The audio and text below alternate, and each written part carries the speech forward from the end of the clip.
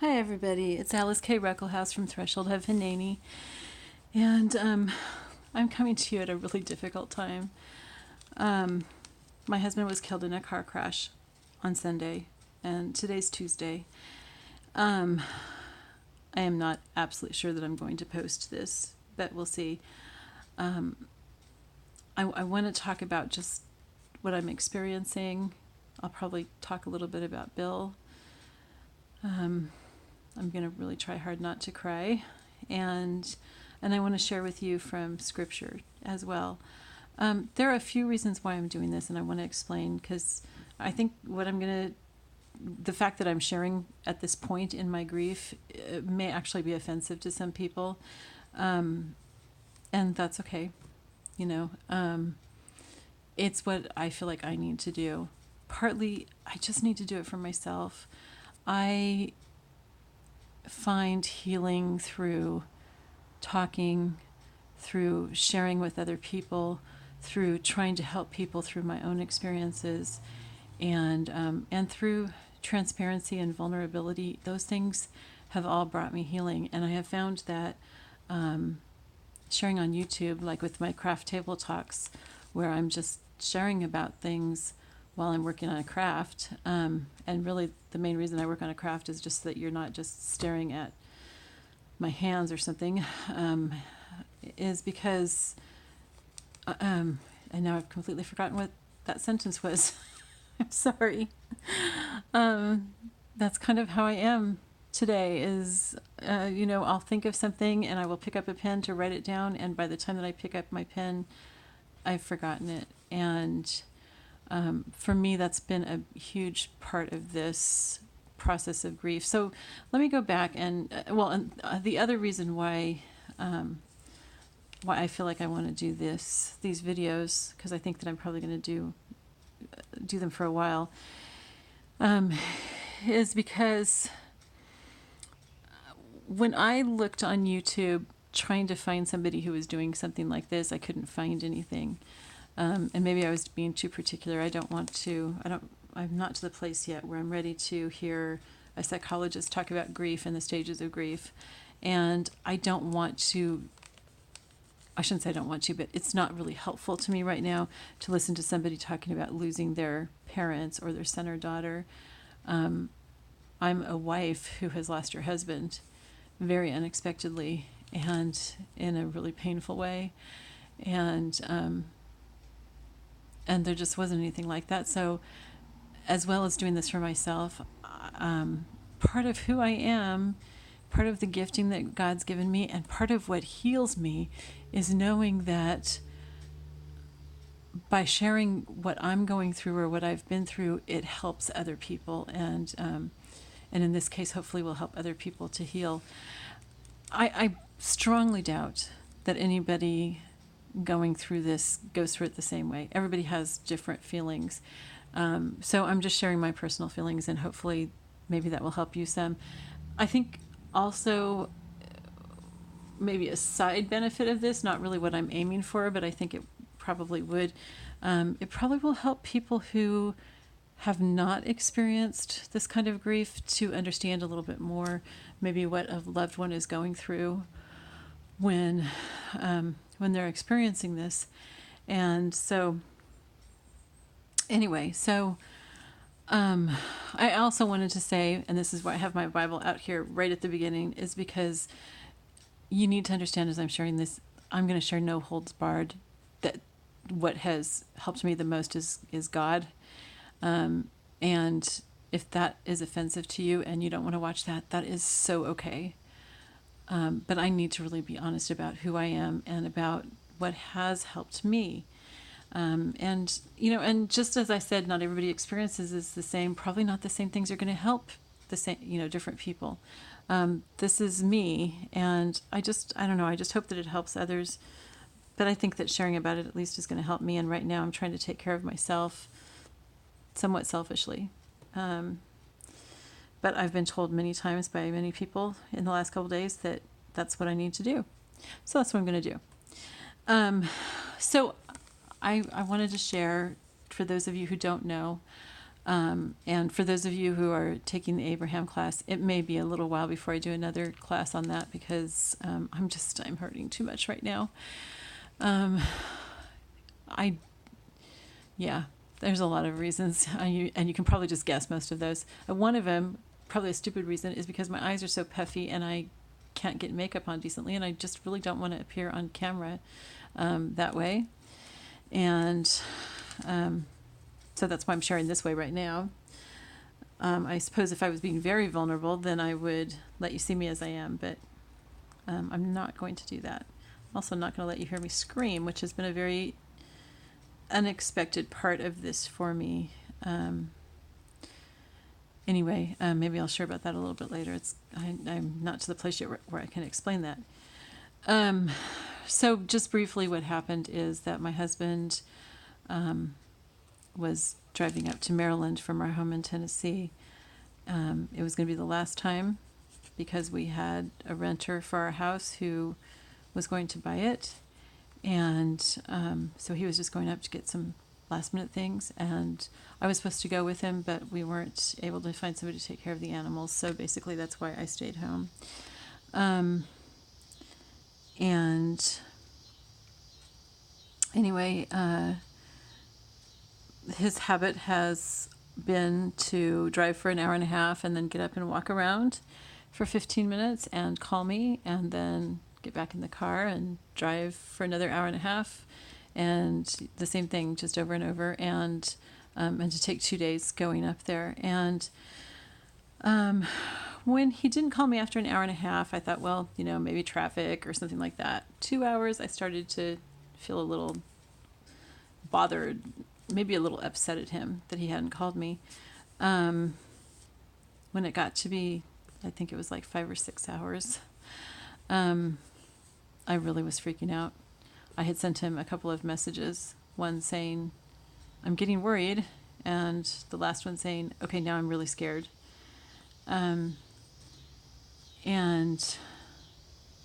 as it turned out, when I sent those, he had already been killed.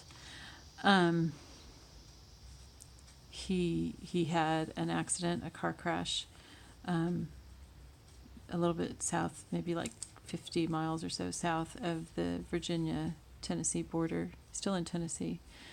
And really that was like about the time that I started feeling a little miffed that he hadn't called me. That was when he died. And no, I don't feel guilty about that because I didn't know, what had happened or anything like that. After about 4 or 5 hours, whenever it was that I said, I'm starting to get scared, I went into my office classroom and put on my headphones and started playing worship music, mainly because that's the only way I know how to cope when I am really, really afraid. Music is so helpful and so healing and so comforting. Martin Luther said that the devil flees before the sound of music almost as much as before the word of God. And so I'm not sure what other songs I listened to. And it may have just been the one. I know that I was listening to Angel Armies. I think it's by Chris Tomlin, but it might be Chris Rice. And I normally know the words to that song, but I can't think of it right now. Anyway, I had the headphones on. I was singing at the top of my lungs, sometimes with my arms up and weeping because I was so scared at that point. When the song ended, I just felt like sharing it on Facebook. I didn't say anything about it. I just shared the song.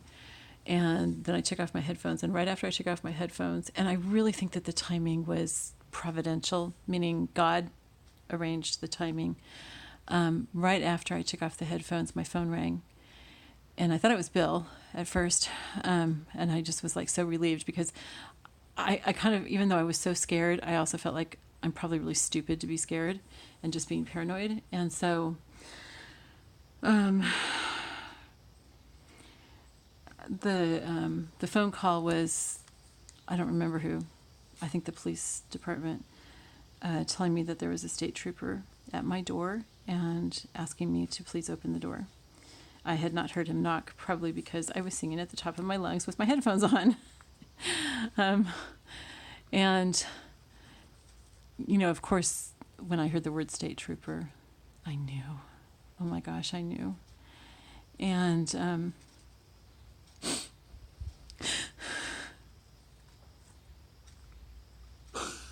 I went to the door and nobody was there, and I saw his SUV, I guess, in the driveway. And I said, hello, hello, and he came wandering down the street. I think he must have gone up to the neighbors to see if they knew anything. And anyway, so he asked if he could come in, and I said, well, I have 2 big dogs. He said, that's okay. And he wanted to come in, and so, I had him come in, and he said, I need you to sit down. And I was like, oh my gosh. And this is kind of embarrassing, maybe a little funny, but I think it was my way of trying to put off the truth. But I said, do you mind if I go to the bathroom first? I already knew what he was going to say.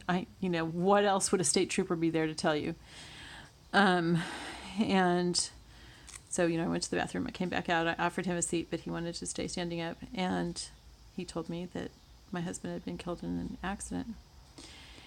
And I felt at that moment like someone reached into my chest and yanked my heart out and tore half of my soul with it.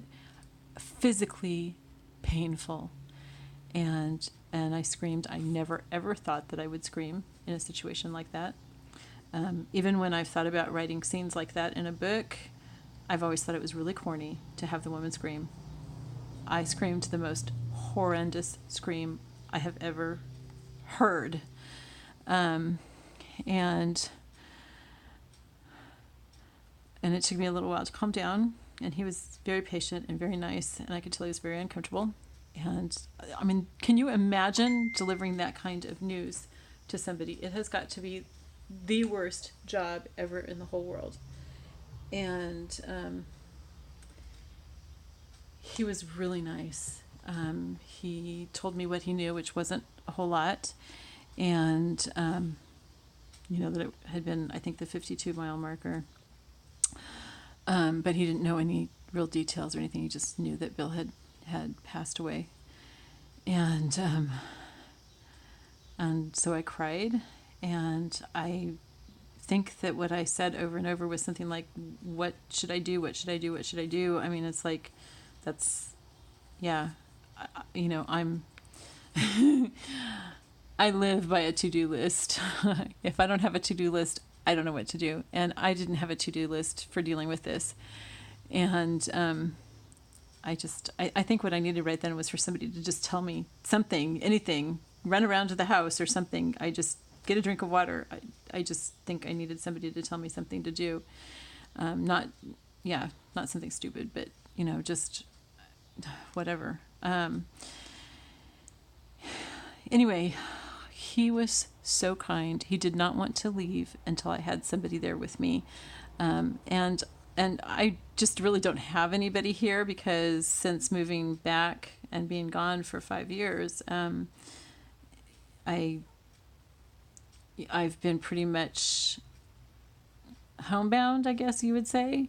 I go out every once in a great while with Bill someplace, but usually not even around people, because of various things that have happened in my life in the last few years. It's just been really hard for me to be around people. I have panic attacks when I try to go to church. So I really don't have I have friends here, but not anybody that I felt like close enough to call and say, can you please come be with me? My husband was just killed in an accident. There's nobody that I really feel comfortable pulling them away from whatever it is that they're doing. And that's not to blame anybody else. It's just who I am. And honestly, I'm okay with that. And I didn't really feel like I wanted anybody there right then. I just felt like it was such a private thing that I just needed to be alone. And anyway, I promised him that I would call my mom as soon as he left, and I would be on the phone with her. I had called her while he was there. And so So I knew, that I could get a hold of her and everything. And so he left. I talked to my mom for a while and everything. And then I really don't remember most of what I did for the rest of the evening. I think I just either sat or wandered around the house, just not understanding. I think for a couple hours probably, it just didn't make any sense. Even though I knew before the trooper came, I felt in my heart that Bill had died. Once it was said, it just didn't make sense, and it sounds so cliche, but it just felt like I'm going to wake up from this. It's not real. It started kind of dawning on me after a while, and so then I started making phone calls, and I called Bill's sister, who was very, very helpful because she lost her husband only a few years ago, and she has been helpful since. And I've talked to her at least once a day. And I called Bill's granddaughter,